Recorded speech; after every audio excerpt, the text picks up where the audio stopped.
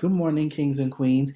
This is Mr. Walker, and I wanted to introduce you to today's lesson. We're going to do a Math 7 reset. Again, today is Thursday, September 3rd, and it is still the first week of school. So, some of you guys are probably, whose voice is this or who is Mr. Walker? So, I want us to take some time to explore who I am and what my role is through this short video. What's up, kings and queens? Many of you guys may not know who I am, but my name is Mr. Walker. Some of you guys have seen me last year if you're not new to Oxon Hill in the building, supporting your teachers and things of that nature. This school year, you probably have seen on your schedule that there are two educators listed. You've seen my name, Mr. Walker, and also Mr. Spencer. Again, my role is to support all of the math teachers in the building. So from time to time this school year, I'll be popping in, doing live lessons, supporting Mr. Spencer where he needs it, and also supporting all of the other teachers.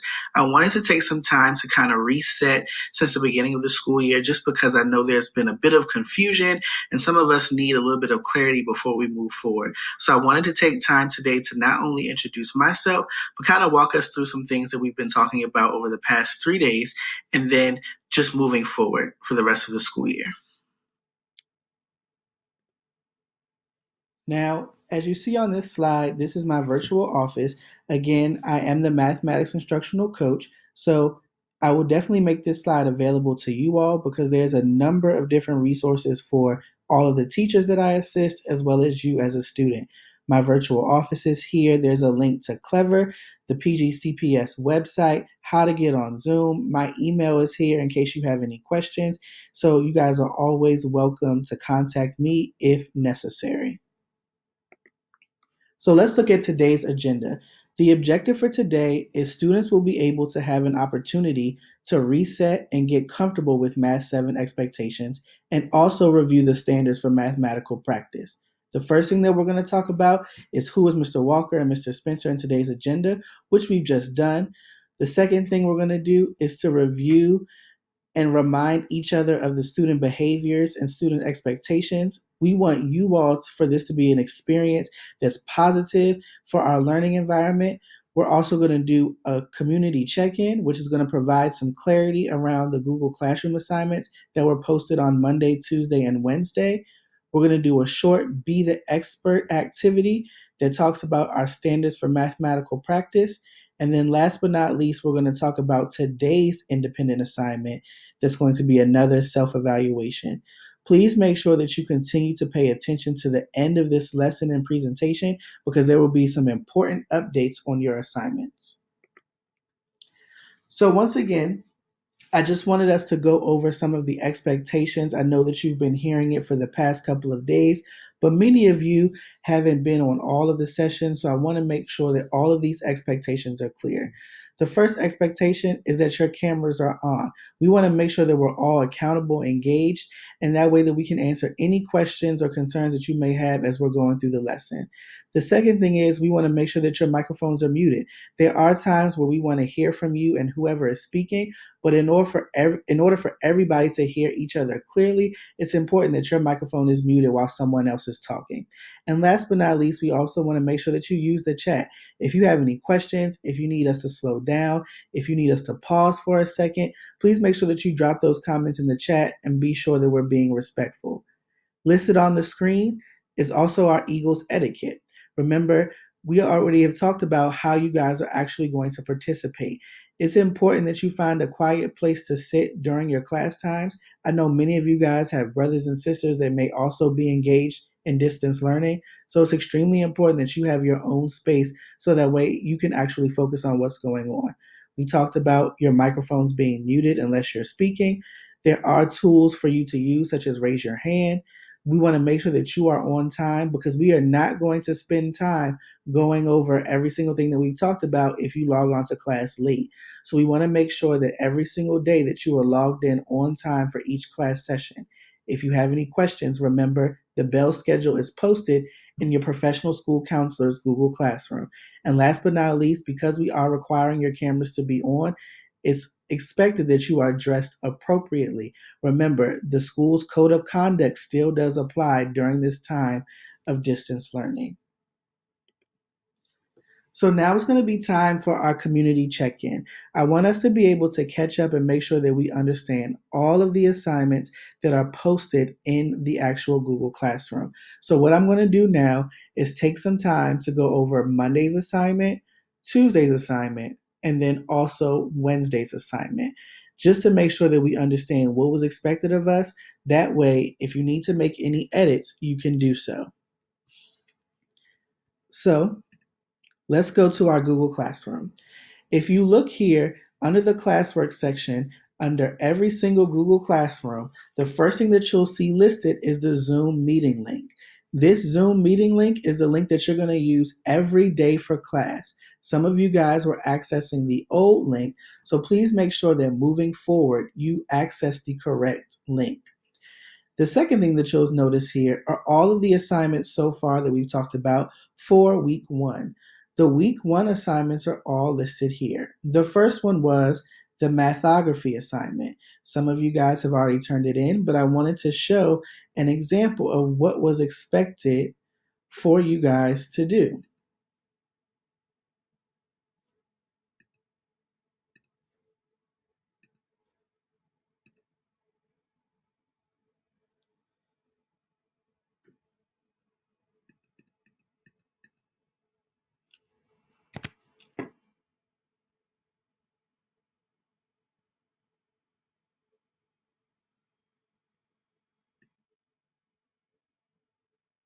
So, the first thing that you were instructed to do was to fill out this first box here on personal data. It says to tell your teacher about yourself. You may wish to include things, how many siblings you have, people that you live with, sports you may enjoy, favorite subjects in school, hobbies, etc. This is the first paper that you will turn into your teacher, so be sure to be honest and exhibit your best writing skills. You can use the line below to list your ideas on a separate sheet of paper. But again, you want to make sure that you answer this question in complete sentences. The second section was for your parent or guardian. You want to ask your parent what they want to fill out in this box here. So you can either interview your parents or they can type directly into this box. You want them to write a note to their student's math teacher about their best academic qualities and strengths. So this part is a little bit of homework for your parents. The next part of this assignment, the students, you were to place an X on the timeline answering these questions. The first question says, how much of the math in this course do you expect to learn this year? And you're going to place an X on your rating for yourself. And you're going to do the same thing for this second question that's here. And then last but not least, many of you guys missed this second page. You want to create some goals for yourself. So it says complete the table by listing what you will do to meet your learning goals this school year. We will revisit our goals at the end of each quarter. So in the class, what do you plan to do? What goals do you have? While you're in live class at school or on Zoom, what is it that you plan to do? And then when you're doing some of that independent time at home, also what are you expecting to do? So that was the mathography assignment. The second assignment that was listed was the Four Fours Challenge. In the Four Fours Challenge, I noticed that some of you guys had a bit of confusion on how to actually complete the table. So let's watch this short video to see if this provides some clarity. All right, ladies and gentlemen, a lot of you guys had questions about the Four Fours Challenge, and I wanted to take some time to just go back and kind of review how to do this, just so that you can kind of update your work, because we want to make sure that you all get the best grade as possible. So I wanted to go back and review this. So there are two things that I want us to keep in mind as far as rules. We can only use the number 4, so we want to use the number 4 only. So that's one rule. A second rule that we want to keep in mind is we want to use the operations of addition, subtraction. We can also multiply, and then we can also divide. So those are a few things that we need to remember. And then last but not least, you can only use at most 4 of the 4s. So those are 3 different rules that we want to follow. So everywhere that you see a number, for instance, where there's number 1, that means that we want in this space to be able to provide a math problem that's going to equal the number 1. So if you look at the example that I gave here, if we did 4 divided by 4, that's equal to 1. So that makes sense. Easily, I just want to think about what problem can I use to get the number 1. If I jump to space 11, I want to know what math problem can I use for number 11. So for instance, I use 3 4s. Remember, I just can't use any more than 4 of them. 44 divided by 4 equals 11. Okay, let's just jump down to 4, for instance. I want to know, can I come up with a math problem that's going to equal to 4? So let's say that I do something like 4 times 4. I'm going to put that in parentheses, and then divided by 4. Well, 4 times 4 is 16, and 16 divided by 4 is equal to 4. So that problem would count as an option. So you want to be able to fill in each one of these all the way up to number 20. If you look at number 8, I want to figure out what problem can I come up with that's going to equal to 8 and put it in this space here, and I just chose a simple one. 4 plus 4 equals 8. So again, wherever you see the number in the box, for instance, 2, you want to figure out a problem here that's going to equal 2. When you see 3 here, you want to come up with a math problem that's going to equal to 3. Remember, you can only use the number 4. You can use addition, subtraction, multiplication, and division. And you can only use at most, 4 4s. You can also use grouping symbols like I did in this example. Grouping symbols are things like parentheses. Okay, so if you, for instance, put in 4 plus 4 plus 4 plus 4, well, this equals 16. Now, this is an option for 16, but it would not go in this box because we want it to equal 12. So I would actually put this option in the box where 16 is. Okay, hopefully this helped you a little bit. Again, just my rules. You can only use the number 4. Addition, subtraction, multiplication, and division are the operations, and then most 4 of the 4s. If you need to go back and edit any of your work, please do so.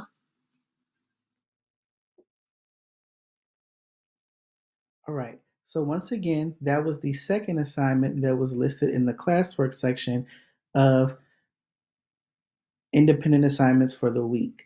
The last assignment that you all were responsible for completing was the Unit 1 student self assessment. Now, hopefully, you all have realized that this is something that you've done in the past, but this self assessment is really just to tell us as the educators what you've learned in the previous year.